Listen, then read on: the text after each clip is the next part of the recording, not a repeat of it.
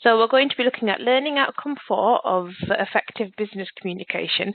And this one is just about how to run an effective business meeting. So it is 4.1 is describe the factors that differentiate a productive meeting from an unproductive one. 4.2, differentiate between a formal and an informal agenda.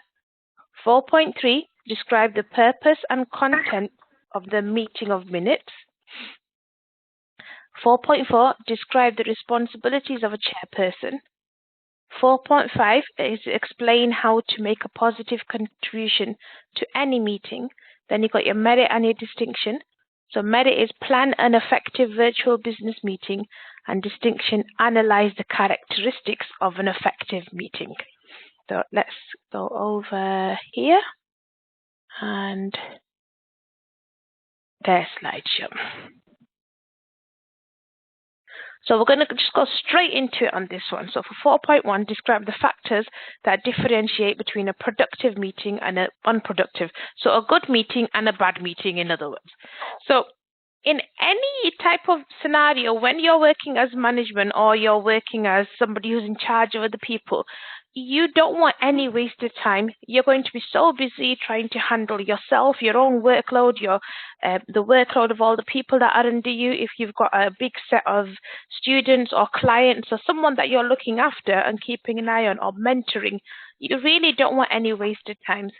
So when you're calling someone to a meeting and saying, right, we're going to do X, Y, and Z over here, we're going to get this done, you want to make sure that you're actually using that time usefully and thoughtfully, and it's productive, and that you're not wasting like half of it on chatting or trying to figure out what's next or who's meant to be talking.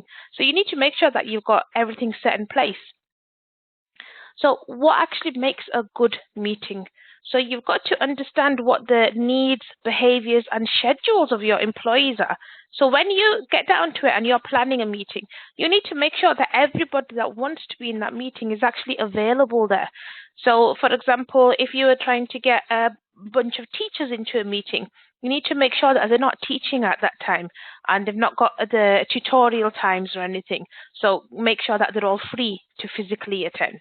Otherwise, you're probably going to end up repeating that same meeting twice or spending an hour going to one person and explaining to them what happened. Now, create an agenda and stick to it. So an agenda, quite simply, is just a list of things you're going to do. It's just a fancy way of saying make a list of all the topics that you're going to cover. So make a list, stick to it, and make sure that you cover all the points that you want to do.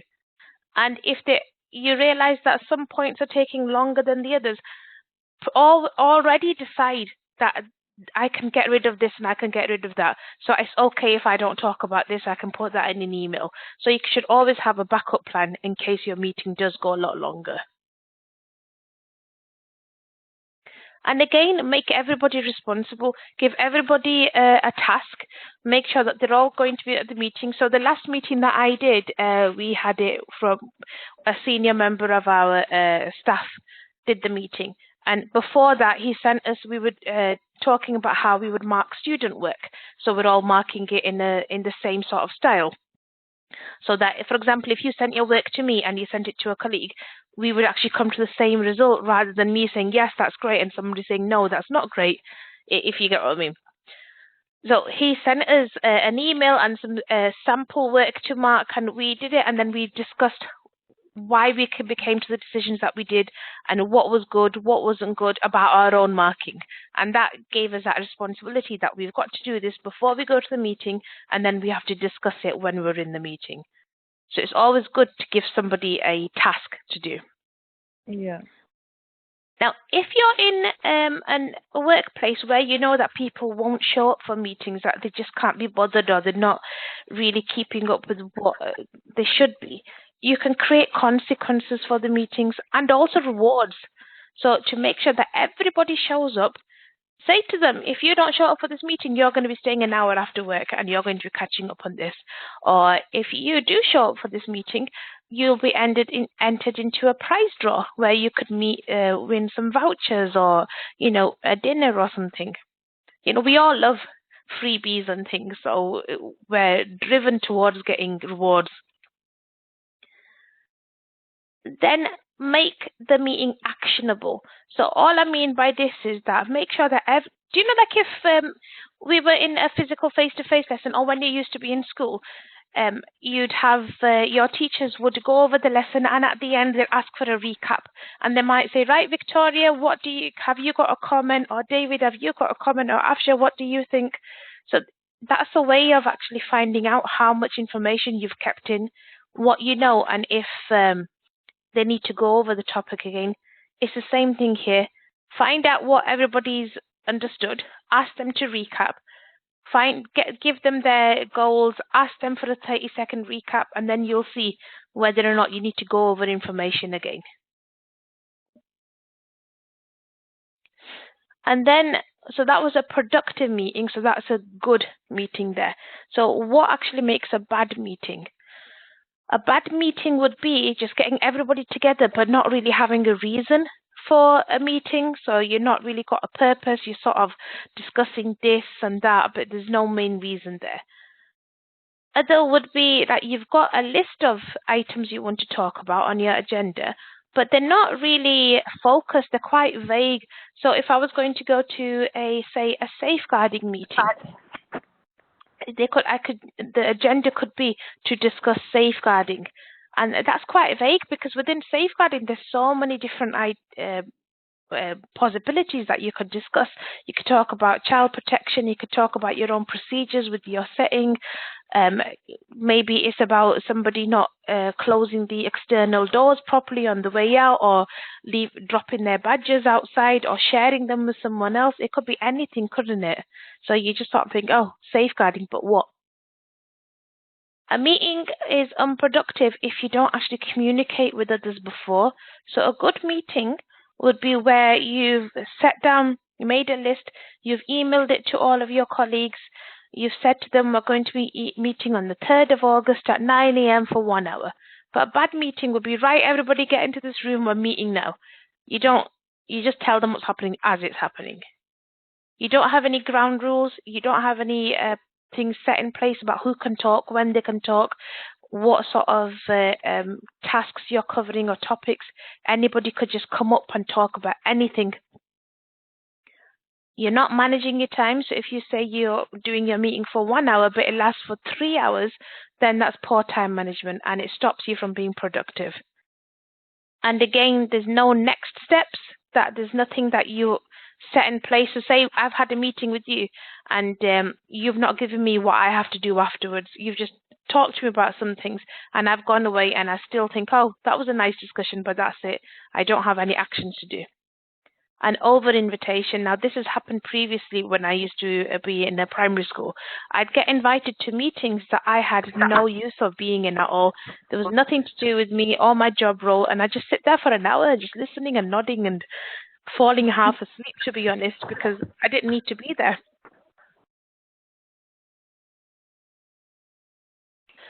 So that is what an unproductive meeting was. We're just going to talk about how to organize a good meeting, a productive meeting where things get done. And this is called the 7-step process. So I'll just go through these steps. So 1 is clarify the aims of the meeting. So what's going to be done? What are you talking about? 2 is review or assign the meeting role. So talk about who's going to head the meeting, who's going to be the leader, who's going to make a recording of it, who's going to make sure that that 10 minutes you've got to discuss on this topic stays to that 10 minutes and says, right guys, go on to the next topic, the time has finished. You're going to review the agenda, make sure that that list of tasks you've made that you're going to talk about is actually correct, and then think about what needs more time. So can this task 1 take 5 minutes, or will it take 10 minutes, and so on. Number 4 is work through the agenda, work through them all, make sure you discuss everything and review any data or information that you get from your colleagues. Number 5 is look at the meeting actions. So what sort of actions have come up? make any changes, add things, and then see, is this going to be a formal meeting? Is this going to be one where you make minutes? And I'll show you, there's a section in here that shows you what minutes are. Or are you just going to make little notes and have it informal? Number 6 is plan what your next actions are and when you're going to do your next meeting. And then number 7 is evaluate the meeting. So think about it, have a sit down, think, was that good? Was that bad? Did I need all of these people in here? Or do I next time just need 3 or 4 people in here and talk about the tasks that they've done? Or should I have included this person and should I have talked about this topic as well? So that is just about what is a good meeting and what is a bad meeting. Do you have any questions, Victoria? No, it's more quite straightforward. Okay, so we're going to do, now we've talked about agendas, that we know an agenda is just a list of items or tasks or topics that you're going to talk about in a meeting. So this is 4.2, differentiate between a formal and an informal agenda. So there's 2 types of meetings, there's formal and informal, and they've both got different characteristics.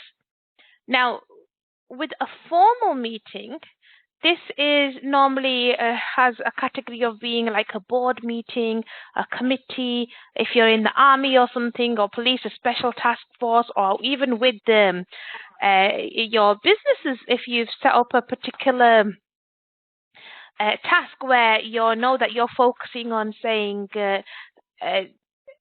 staff retention, or if you're focusing on how to bring up your annual takeover, you might have a special team that's been put together, and we can call that a special task force as well. So this type of formal meeting will have an agenda. They'll have any documents that need to be supported. So like I told you, I had that formal meeting with some staff members. We actually had some documents that supported our meeting where we looked over them and discussed, and we all had the same document.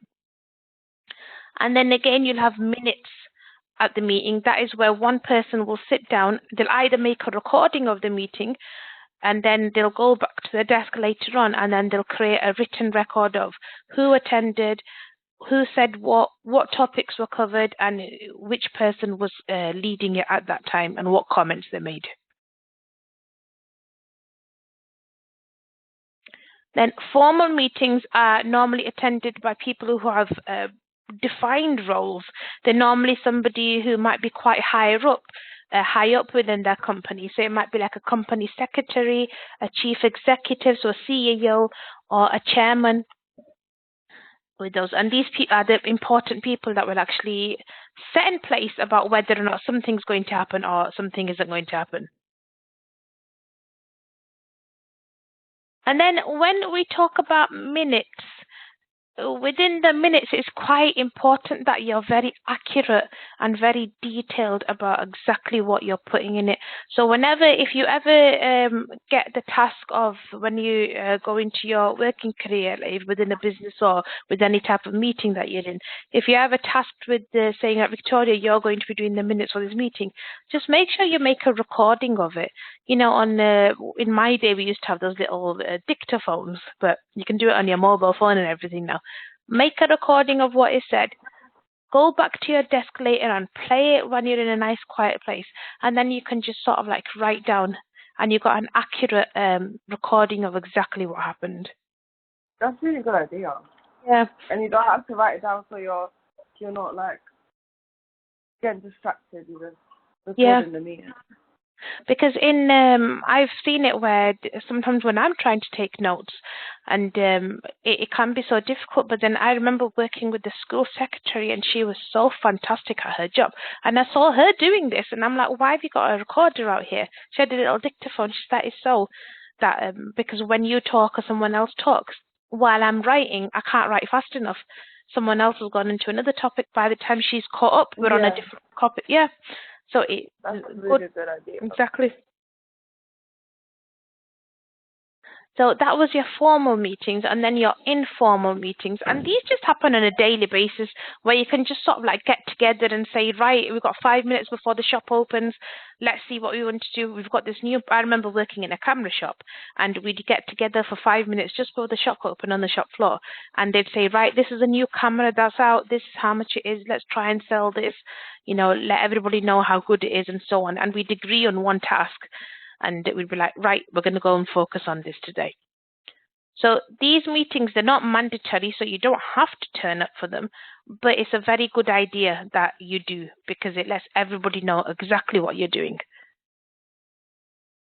Now, you can have agendas on the informal meeting. So even if you sit down and quickly, just before everybody turns up to work, write 2 tasks on a post-it note, and you can say, right, I'm going to be talking about our new project that we've got today, and I want to talk about staff lunches. So you talk about what project you're trying to sell, then you might talk about staff lunches, that everybody that's going to lunch is taking 10 minutes extra, or you need to stop doing that, come back on time, make sure you're ready for work. And you don't need to be taking minutes for these meetings because it's informal. It's nice to take notes, just so you know what you talked about and what you discussed, and if you get some sort of issue that someone tells you about, but you don't have to legally put down like official minutes. Now, within this, you've got a difference between note-taking and official minutes. Now, notes are quite loose. They're not formal. They can just be little bullet points. You know, like you do if you're studying, you just quickly jot down a point or a word. But with a minute of meeting, obviously, they have to be accurate and said exactly what was going on. And then the last slide on this section. So again, informal meetings are just less structured. With an informal meeting, because everybody just wants to get on with what they're doing, if you say something to someone, in my experience, they'll just say, yeah, that's good, we'll do that, yep, I agree. And they don't really want to push the meeting longer, and it's mostly in fear of seeing me like, oh, you know it all, or you stop making us stand here for longer just because the other colleagues are there. But in a formal meeting, because you know that you're going to be there for an hour or 2 hours maybe, you're not afraid of actually making suggestions and saying, no, I don't agree with that, because it's not as relaxed. So that's 4.2. Do you have anything you'd like to ask, Victoria? No. Okie dokes, let's go on to 4.3. And again, all of these just sort of merge into each other. So 4.3 is describe the purpose and contents of the meeting minutes. Now, like we just discussed, meeting minutes they're just notes of what's been said and what decisions have been made. In an informal setting, if you ever do have a meeting notes, they're just there to give you a bit of an idea of what was going on. So you've got a future reference. But in formal settings like board meetings, those minutes can be put on their file and they can be used as legal documents just to show exactly what was said and what was done and what sort of actions you came to and who was meant to be doing what. Now, companies that are publicly held, that are part of the public, they need to actually, by law, keep minutes of any shareholder meetings. So they have to have those in place. Now, the format of these meeting minutes, it just starts off quite simply. You have the date, what the purpose of the meeting was, and then you have a list of all those who are attending, and you have who is going to be heading the meeting or chairing the meeting. Then in a section, if there's people that couldn't attend, and you could make another section there saying excused, and you could put down these colleagues were absent. And then it goes on to cover what the agenda is, so what topics are you covering. Then it talks about motions and resolutions. So motions about exactly what's happening, what has been passed, that you've talked about a particular topic and you've decided, right, we're going to do this, we're going to do training, or we're going to go and make sure that we push this product. And then you put down resolutions. And then with these motions and resolutions, sometimes the shareholders, the people, the bigwigs of the company, they can decide to say yay or nay. They can say, yeah, we agree with this, we'll pass it, or no, we don't want that, we're going to deny it.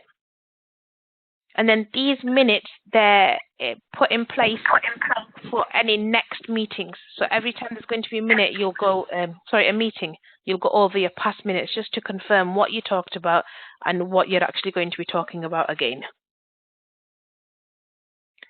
And then again, this is just an example of some meeting minutes. So it just goes over minutes of the meeting, it tells you where it's for, it's meeting number 82, what date it was, which room it was, all the people that attended, and then you've got apologies and introductions, so it's showing you the people that couldn't be there, and then it's showing you who's making an introduction. Then you just go on to the actual minutes, what's happening.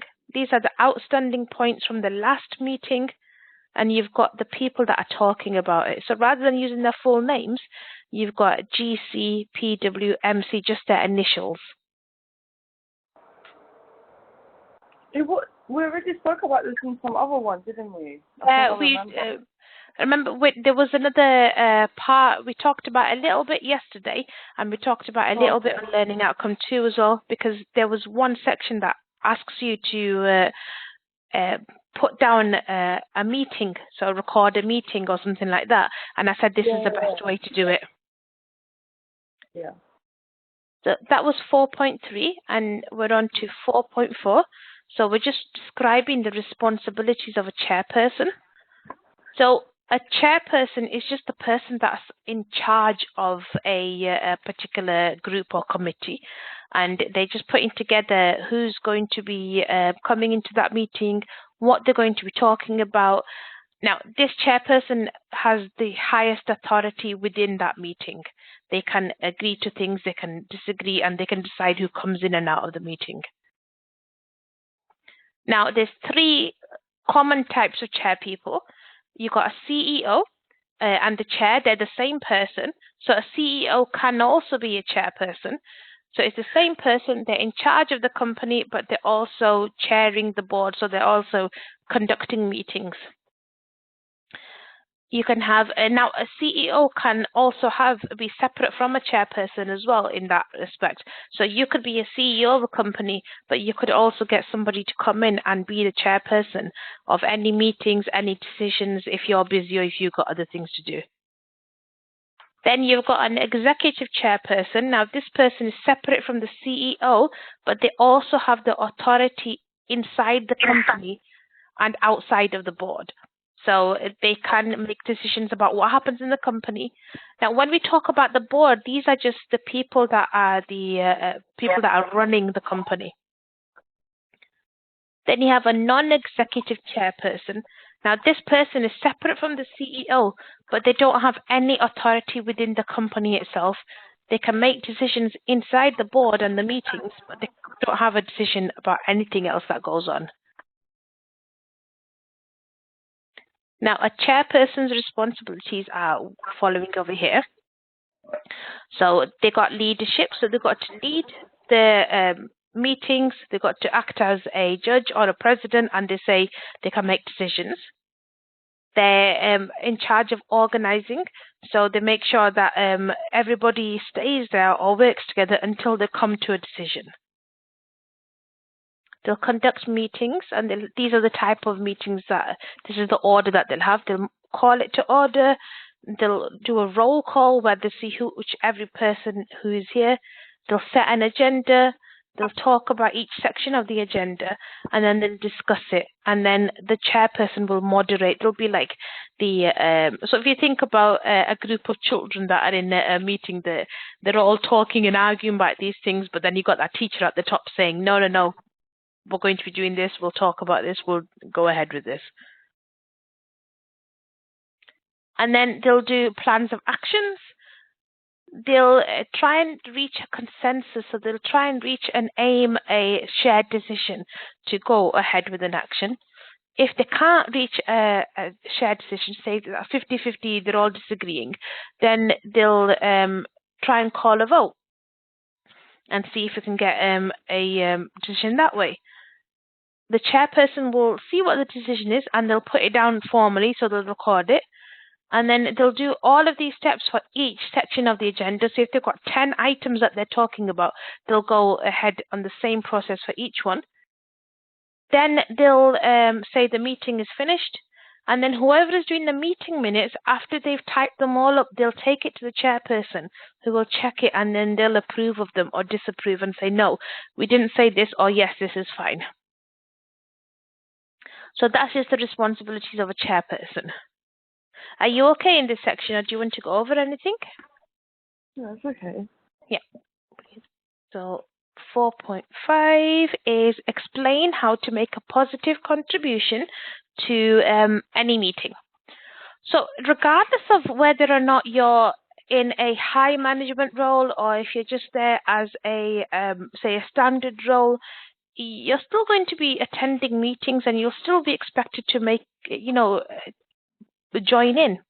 Now, it can be quite difficult sometimes, and I found this myself as well. If you're not familiar with everyone, or if you end up going to a meeting where you see that there's lots of senior management there, sometimes you can find it hard to speak up, and because you think, oh, they're going to think I'm dumb, or I'm making a silly suggestion, or they don't want to listen to me, I'm not in the same position as them. So it can be hard to speak up sometimes. And then you end up just agreeing with things even though you might not agree with them. Now, these can be difficult. You know, when we had face-to-face meetings, they were more difficult to do those things. But now that we're moving more to like virtual meetings on Teams and Skype, or what do you call it, Zoom, all of those things, it's easier for employees to join in because you're not seeing each other physically, and you find it easier to sort of like say, yeah, actually, I've got this issue, let's talk about that. So to make a positive contribution, just make sure you're prepared, make sure you know what you're talking about, see, do you have any particular views on what's going on? Is there something that's bothering you? And then just go ahead and, prepare and say, I've got these points I want to talk about. Put your ideas down simply, but do it with enthusiasm. So give them your ideas, but don't sound like, yeah, I've got a really cool idea, it's very exciting. Nobody's going to want to listen if you talk in that tone. Stay on topic and make sure that you discuss only what the topic is. It's very easy to go off on a tangent. It's very easy to just sort of like trail away sometimes, but try and stay on topic. Don't be afraid to highlight issues. Now, if you don't highlight that issue, or if you're feeling that there's an issue about something, then it's most likely that a lot of other people are feeling it too, and they'll be quite thankful that you actually said something. So it's a good idea. If there's an issue, if there's something bothering you, if there's something affecting your work, make sure you do identify it, and because your management might not be knowing about it. So I remember I used to work at British Gas when I was in my early 20s, and I used to sit under a light that would flicker consistently, and it was such a pain to work in it.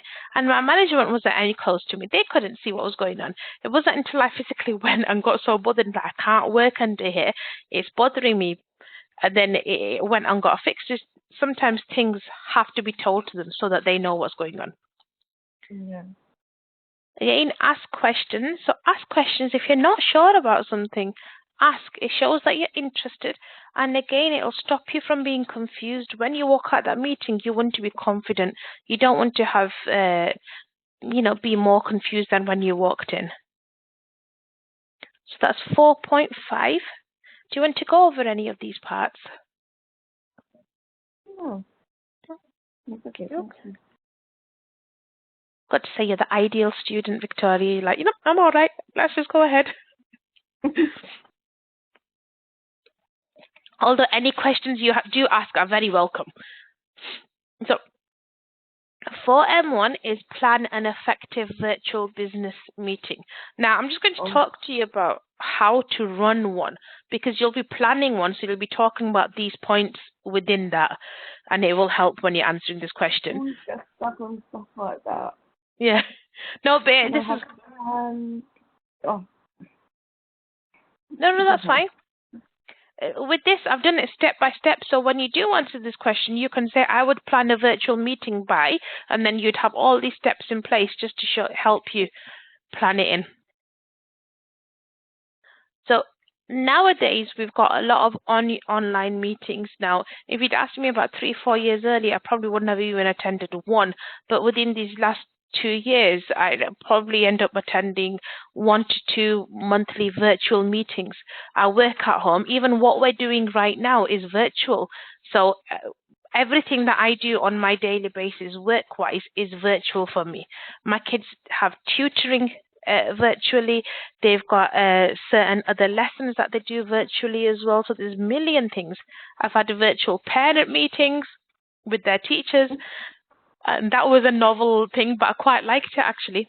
But so all of these virtual things are really popular, and they're going to stay that way. I think it's a way that a lot of schools and a lot of businesses are deciding to conduct their businesses now, because it's easy, it's less time consuming. You don't physically have to go and rent a big room out.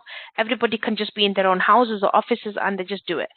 So within this, it's quite important to know why you want a business meeting and how to conduct one.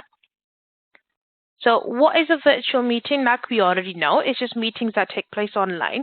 You can have 2 or more people. You can use audio, video, or chat, or any online applications.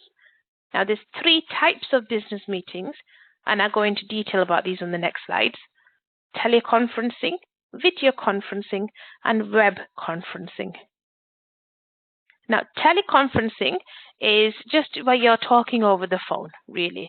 It's virtual. Now, the downside is you don't get to see your facial expressions, so you don't really know if that person's understood or not. Video conferencing is just like Skype and so on. It's where or if you've got FaceTime on your iPhone, or I don't know what Samsung has, but any of those type of things. So it just lets you to interact with each other face to face, and then you can read your facial expressions and figure out if they actually know. And then web conferencing is what we're doing right now. So it's where we can screen share. I can write down information on the computer for you. I can show you presentations. So I can share files with you. If you wanted to present, I could hand over the presentation to you, and you could show me things on your computer. So this is what we're doing as web conferencing. So there's some tips to do online meetings. So make sure it actually needs to be a meeting. Sometimes people are so keen to do a meeting because they like meetings that they forget that they could have just sent an email instead, and it would have been easier. Prepare and plan. So if you're running the meeting, spend some time, plan what you're going to do. How long will it take you? What sort of different areas are you going to talk about? And, you know, make sure you allow everybody a couple of minutes to settle in. Now, I'm fantastic at timekeeping when it comes to meetings or any of these things, because I know that I've got that 10 minutes. I keep checking. When I was physically in the workplace, I would keep checking my watch, make sure I've got enough time. And then by the end of it, I actually got so good at it that I could naturally just do it without checking the time. You know how long to run. So these things come as you're going. The very first time I had to do a meeting and run it and be in charge of it, I went over so bad, or there were some cases I finished 20 minutes early, which isn't really good either. So experience, and as you keep doing something, it makes you a lot better.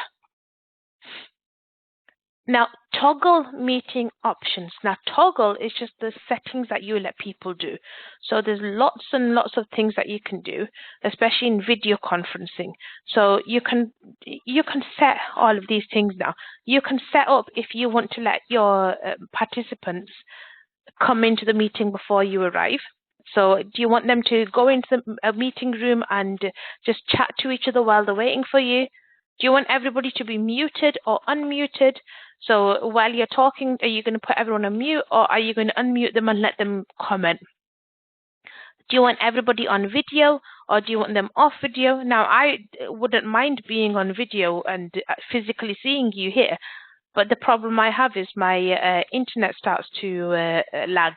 So, which is why I've done the next best thing and just put my picture on.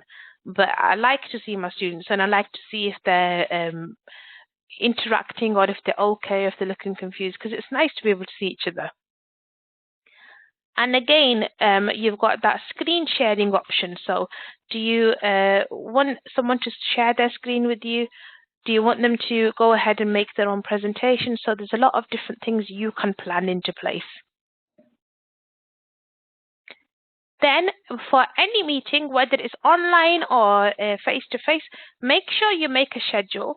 Make sure you send out an invitation. Make sure you email them. Make sure you get them, text them or phone them or whatever it is you're going to be doing. Make sure they know exactly what time the meeting is and when it's starting, and get it put onto their calendars. Number 5 is set an agenda. Again, if you're doing a meeting and you're just winging it, it's going to be a terrible meeting. You might just end up having a good chat, but it's not going to be anything good for your company.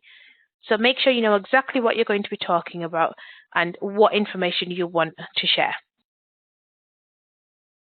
The last slide on this now. So number 6, work out how to capture your meeting content. Are you going to record it?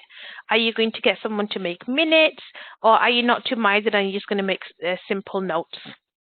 I know I've been to a lot of informal meetings when I used to do lessons over Zoom for my year 1 students, and then a couple of times with a couple of members of staff, I would be sitting there and I'd just note down who attended and who didn't on like a register, and I just sort of like do it very informally, get a post-it, just write down who's there, who's not there, ask the students to type their names in, and so that was an informal way of capturing who actually came in and what we talked about.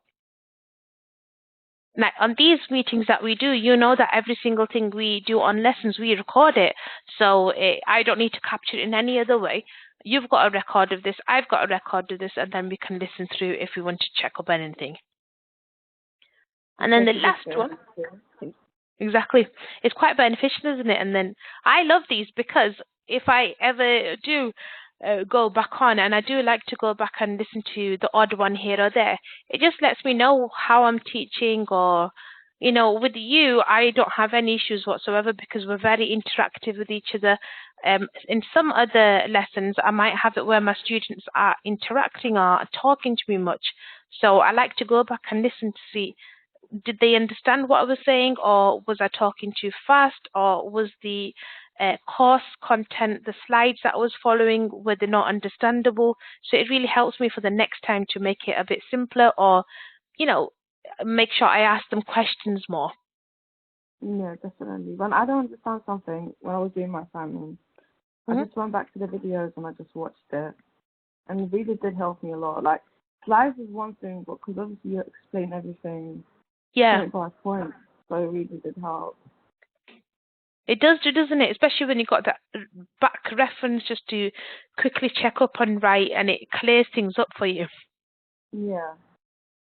And then the last point is agree on a follow-up. So if you had a good meeting and you've set Victoria, you did the meeting and you had 4 or 5 people there and you've given us all tasks, and now you, depending on how long those tasks are, you might say, right, okay, I'll meet you next month. Let's see how they're going. Or if it's something to do with training, you might say, okay, in 6 months' time, we'll just catch up and we'll see how you're going on this new training course, or what these little sessions are going, what's happening with you.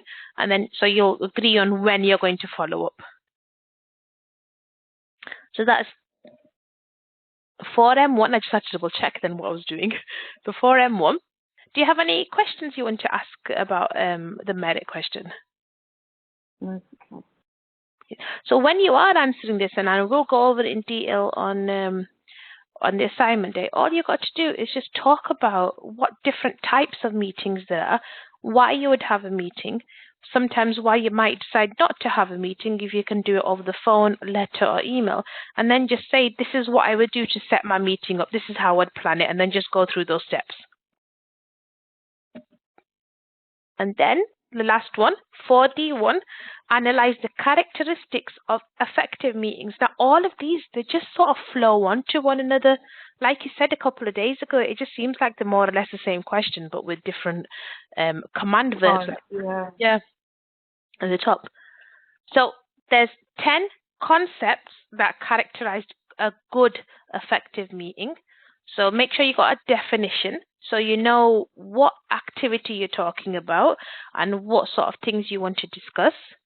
Then you got business meetings. So any business meeting will be good if you plan it, you're focused, and you've got a good structure, and that if you've got a budget. Because if you're getting people in for a full day meeting or a lunchtime meeting or a 3-hour meeting, you're going to be giving tea and coffee, aren't you? You might end up serving lunch as well.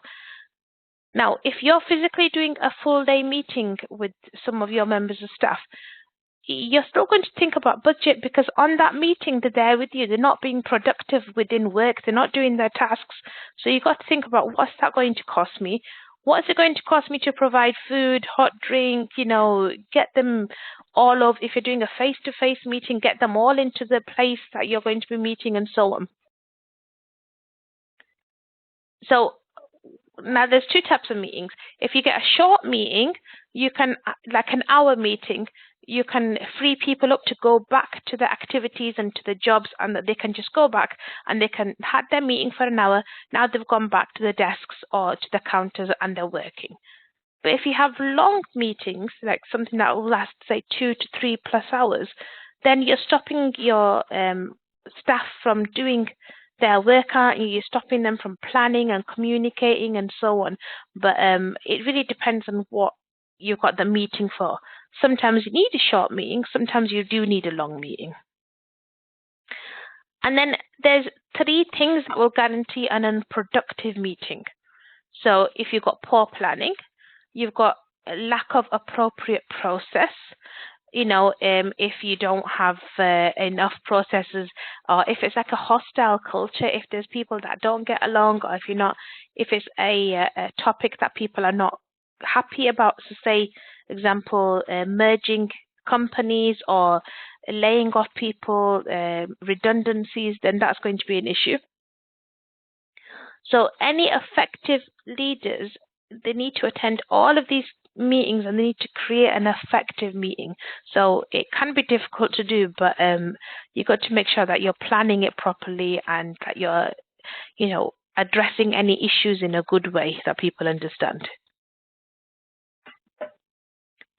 And then any productive meeting will make sure that you're sharing control, so you're not just monopolizing it and you're not just doing all the talking and ignoring everyone, or if anyone makes a comment, talking over them. Make sure that you share control and let them talk to in a controlled way. So if they go off on something that is not relevant, then you can bring it back and say, right, we'll talk about that another time, but this is what we're discussing. And then again, make commitments. I love to do training and development, and I like doing different courses. I remember my last meeting where my boss said to me, I mentioned that there were some areas that I like to do training, and he was like, yeah, that's great. You can go ahead and do those. I'll meet up with you in a few months and we'll discuss how that's going. So he's made a commitment and I made a commitment saying that, yeah, I'm going to be doing this training and we'll talk about it in a few months, see how that's going. So it's nice. Your employees will feel that you're listening to them and paying attention and caring about them if you make a commitment with them. Yeah. And then you've got goals. So within these meetings, make sure you agree on goals. Make sure you put decisions in place. If there's a problem, think of some solutions. So, with these type of things, any meetings that you do, if you've got goals put in place, there'll be a good, effective meeting. But if you don't have a goal put in place, you probably have been pointless. All you've done is passing information and no one knows what to do with it. Now, again, you've got unprepared participants as well on this. So anybody that is meant to go to a meeting and they're meant to have, say, like, for example, I had to go to that meeting where I had to mark some students' work and then share my feedback with my colleagues. And then I had 3-4 other of my people that I work with that did the same thing with the same work. What if I had turned up and I hadn't done that? They'd all done their tasks and I didn't bother. I wouldn't know what to say. I couldn't make any comments. You'd probably be able to find out that I hadn't prepared, and it would make me look unprofessional and bad as well. So last slide. Oh, yes, last slide on here now. So on this, make sure that you prepare time. Make sure you look for solutions, especially if you already know that something's going to be brought up, and look at what you can do to fix them. If something gets brought up to you out of the blue and you're not 100% sure, you could say, right, let me think on this. Or you could say, okay, you've told me what the problem is. What solutions can you think of? Can you make any suggestions? And that's a great way to get your colleagues involved, because they think, oh, Victoria's fantastic. She's listening to me. She's listened to my problem, and now she's asking me. Because if I come to you with a problem, I'm most likely going to have a solution of how to fix that problem, aren't I? Because I've thought a lot about it. So it's nice to get them involved. So with meetings, again, you can put in resources, you can do investments in them, you can even, it'll help you to talk about how you want certain things for work, or if there's certain things that are missing that will help someone work better, and then, how these will actually help you to earn a profit maybe within work or work better. And then finally, the person who's chairing the meetings, or the person in charge, they're going to lead the meeting. So if it's your meeting, you'll want to be the person that's chairing it. You'll want to be the one that's in charge, so that you make sure that everything that you want to talk about is done in that meeting. So brilliant. So have you got any questions you want to go over? Anything you'd like to ask? No, everything was really clear. Yeah. Brilliant. So in total, we've looked at the factors that differentiate a productive meeting from an unproductive one, the difference between a formal and informal agenda, what are the matters? What are the minutes of a meeting? What's the purpose? What is the content? What do we put into those? What the responsibilities of a chairperson is, how to make a positive contribution, how to plan a virtual meeting, and looking at the different characteristics of effective meetings.